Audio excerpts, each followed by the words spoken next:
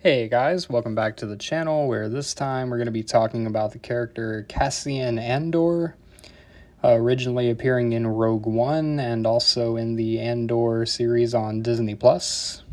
Second season of that show is coming out next year, so we know we're definitely going to be getting more of this character. And, I'll be honest, when I first saw Rogue One, Andor didn't really appeal to me too much as a character. He just seemed like just kind of another dude in the Alliance, but after rewatching and kind of following his story through the Andor TV series, like his story is interesting because there's not a lot of opportunities in Star Wars where you really get to follow how someone came to join the rebellion, especially someone that really didn't want anything to do with it early on, but through trial and tribulation and kind of experiencing the evil of the Empire, he learns that he has to become almost like them to be able to fight back and to have freedom. And he ends up becoming someone that while he will do what he has to do to make sure that the mission is successful, even killing his own men, he does care very deeply about those around him. His morals are based in family, and the people he cares about, he will go to any length to protect. And I think it's one of the most in-depth stories from a rebel perspective that we've ever gotten.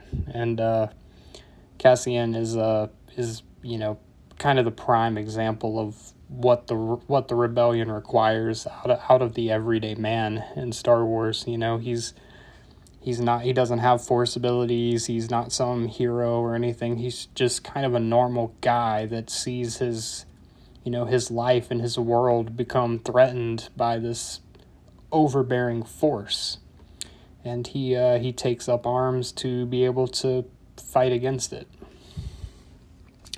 His relationship with Jen is another interesting part of the movie Rogue One, as he initially doesn't really like her, doesn't trust her, and then she ends up becoming one of those people he cares the most about. Because even though he kind of presents this cold, kind of meticulous exterior, like deep down he is very, very caring for the people that he chooses to care for. And I would love to see looking forward to seeing how he continues to develop in the Andor series to get to the point that we see him in Rogue One. Because I think by the time Rogue One comes around, he is 100% comfortable with what he has to do with his role, and seeing to it that the rebellion survives to ultimately be able to take down the Empire. And while his story may not be the most flashy or interesting or have a lot of huge climactic moments, I think you would be hard to find a better example of just like the everyday person in Star Wars. That's what Andor represents.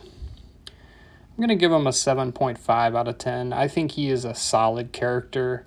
Like I said, I don't think he's one of the most interesting or fan favorites that you'll find, but as far as his character arc has gone and his progression up until his death on Scarif, he's remained a consistently developing and solid addition to the Star Wars universe. And that's all I got to say really about Andor. But let me know what you think in the comments, and as always, please subscribe. May the Force be with you. Now let's blow up that like button and go home.